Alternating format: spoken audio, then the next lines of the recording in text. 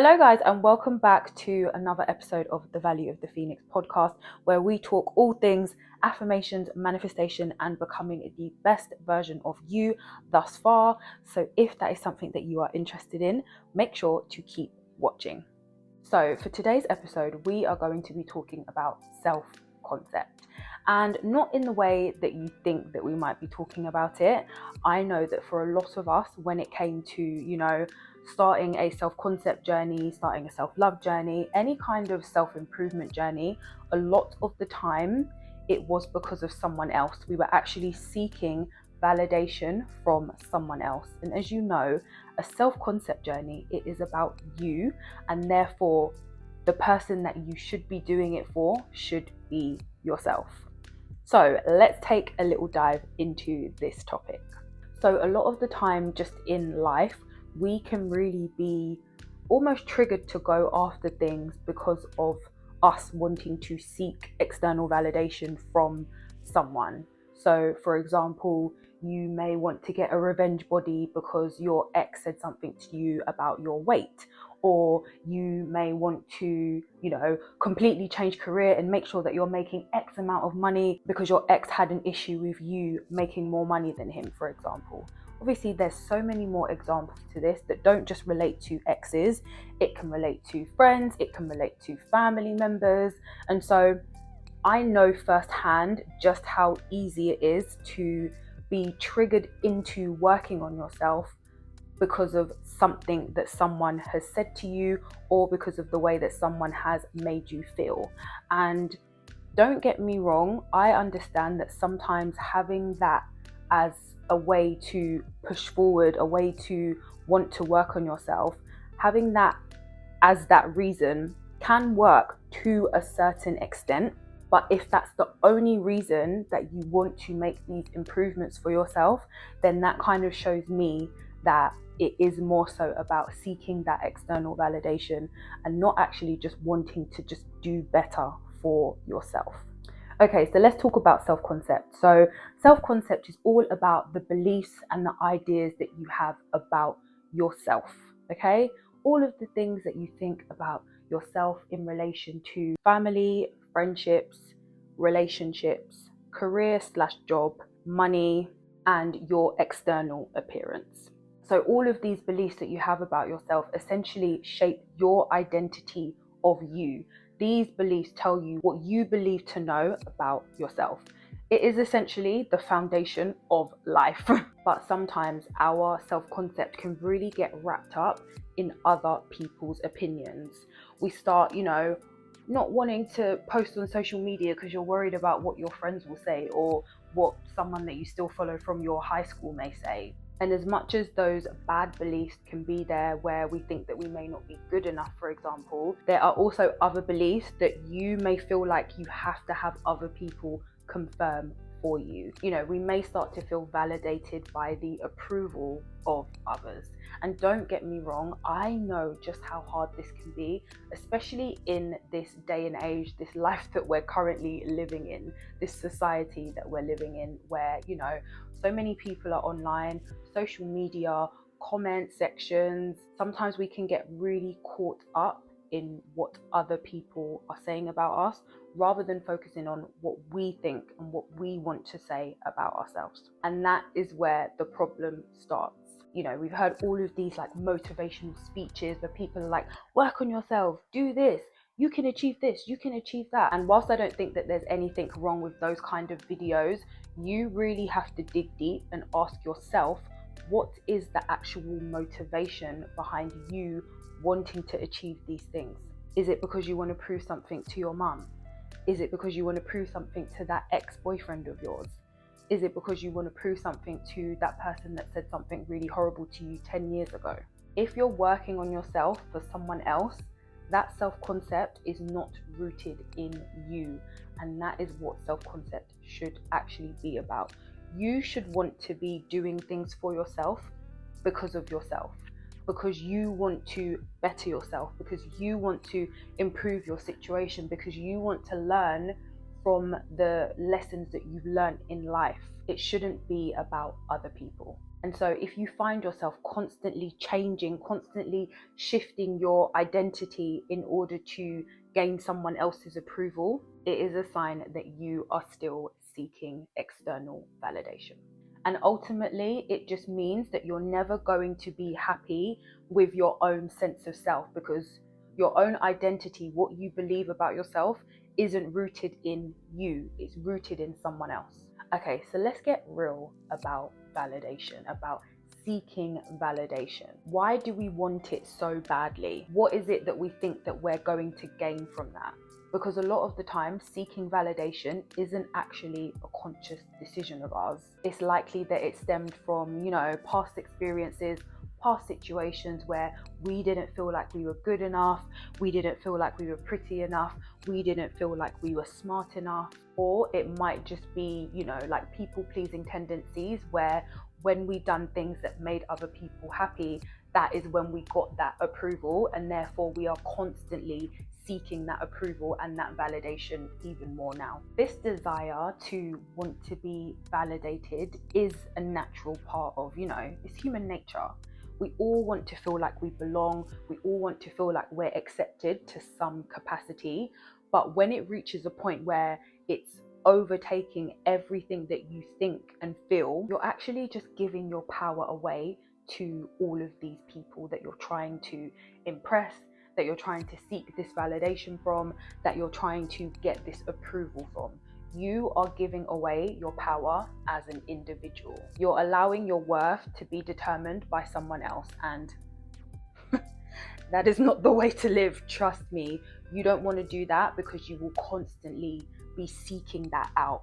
You will constantly need other people to tell you that you are worthy, when in fact you are just worthy regardless of what anyone has to say. And this is where this self-improvement can kind of turn into a little bit of a trap, because whilst you may think that you are doing this for yourself, hey, I'm on my self-concept journey, I'm on self-improvement journey, I'm doing this and I'm doing that. If in the background, if the real reason why you're doing it is because of these other people or to get this external validation, you will get caught in a vicious cycle.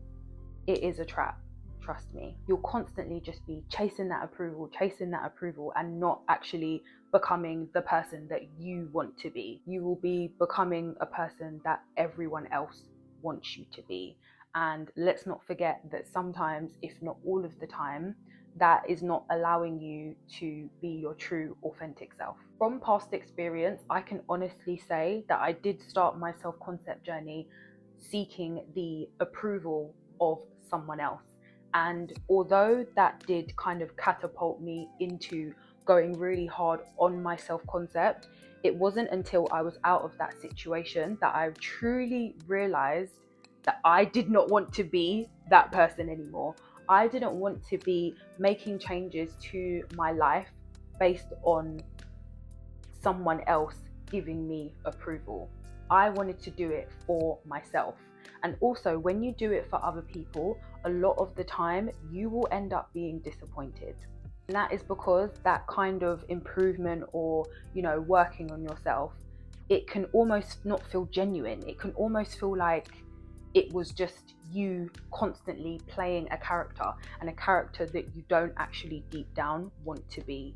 You just want to feel as though that is the right thing to do. When you're always looking for the next compliment, the next positive comment, the next this, the next that, you will end up not actually finding peace of mind, because you will constantly be hunting that down, and that can lead you to be in this kind of desperate bubble. And fun fact, people can really see when you are in that, when you're in desperate energy. I'll give you an example.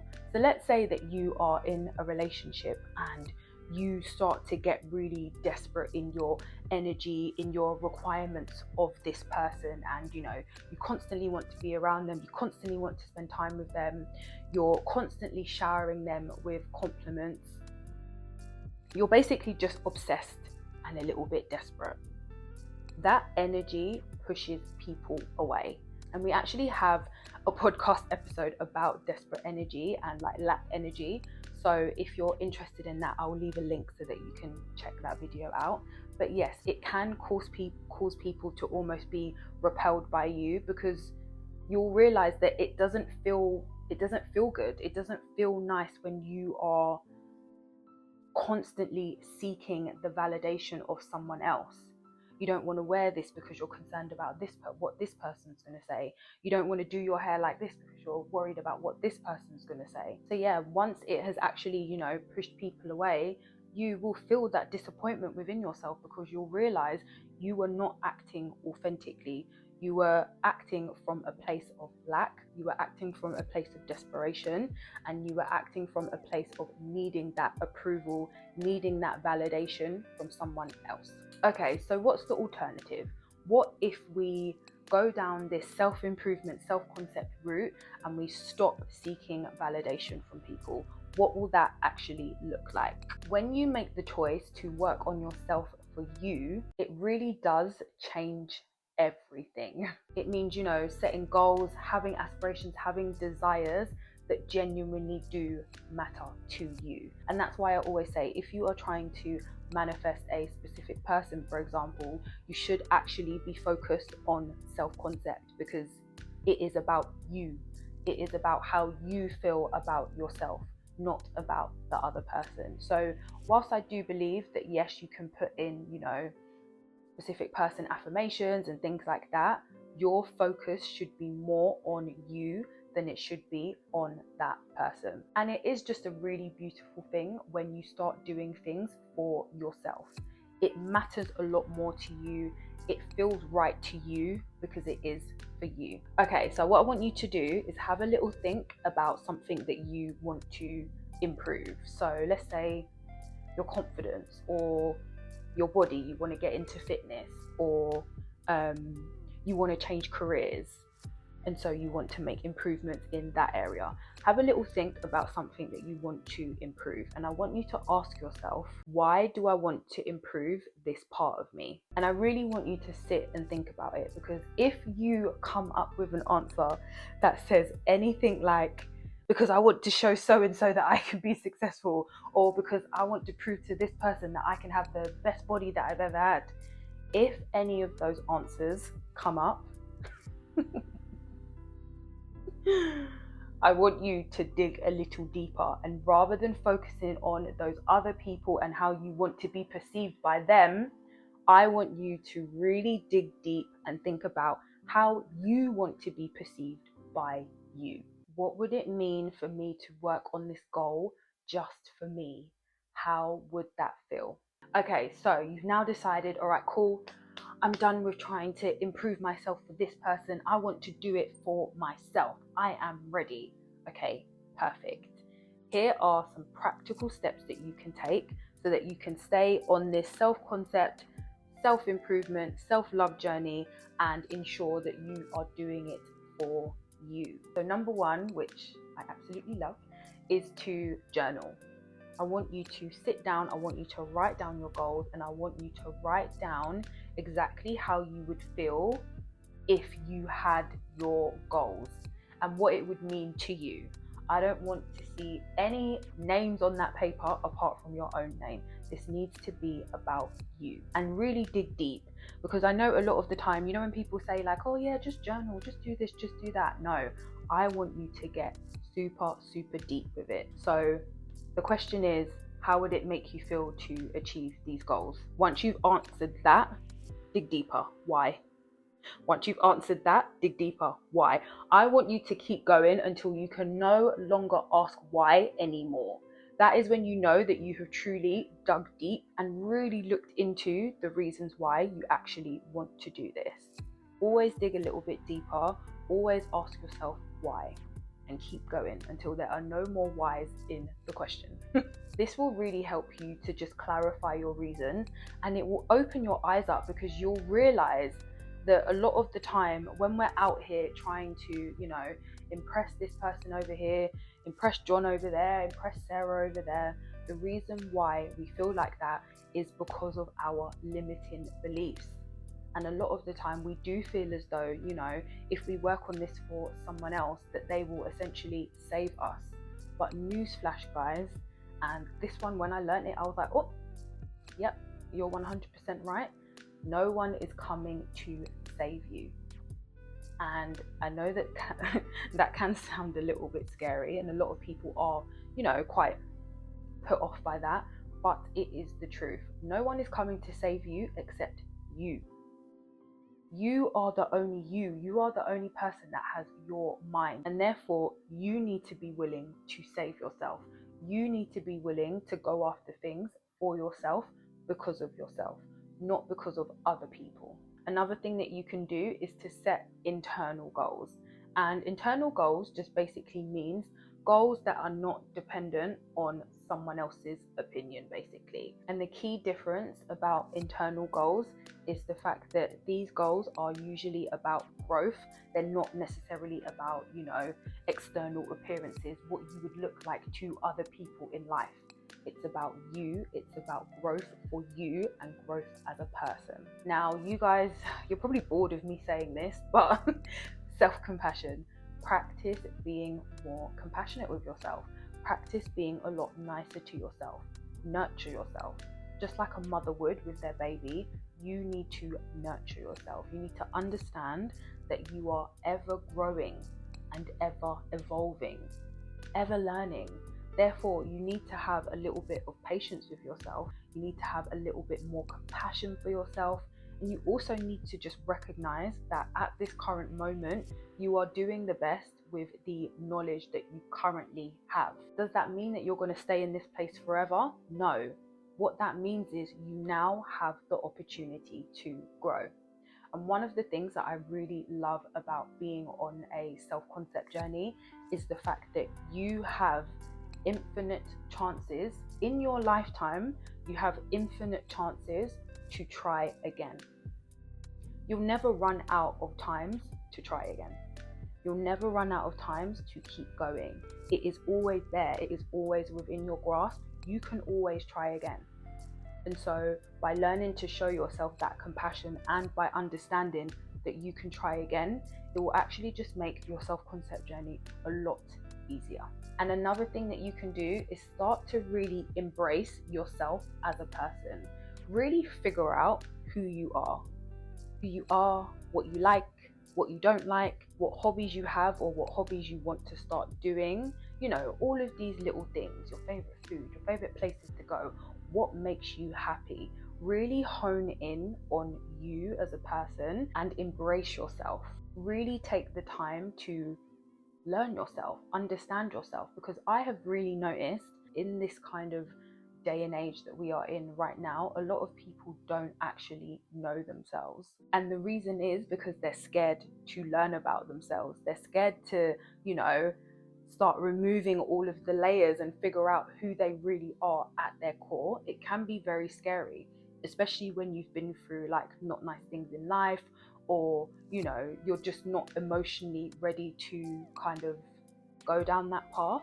And yes, it can be quite intense, but I promise you that on the other side it is really beautiful, because you will really learn to understand who you are at your core. You'll understand why you behave the way that you behave. You'll understand why you do the things that you do. And once you have that knowledge, it allows you to propel yourself to that next level version of you, because you have a better understanding of what you are working with and what you need to do to improve yourself. So if you're starting out and you don't have any idea who you are, what you're all about, it's going to be really difficult for you to set, those internal goals, because you won't really understand who it is that you're actually working with. So start learning about yourself, start embracing yourself, and start figuring out who it is that you are and who it is that you actually want to be. So guys, true growth and true self-improvement that I know that deep down you will be so proud of can only really come from you for you. When you kind of let go of this idea of constantly needing that approval from other people, that is when you will find true peace of mind. And trust me, that is more fulfilling than any compliment that you will ever receive. So yeah, let's start this journey for ourselves. Let's want to do better for ourselves. Let's strive for things because we want to make the improvements for ourselves. We're not trying to do it for all of these other people. So thank you for watching, guys. I hope that you enjoyed this. Don't forget to like and subscribe, and also make sure that you comment if there's anything that you want to discuss a little bit further about this topic, or if there's any other topics that you would like us to look into on this podcast. We are here to help you on your self-concept journey. But yes, guys, I will catch you in the next one. Bye.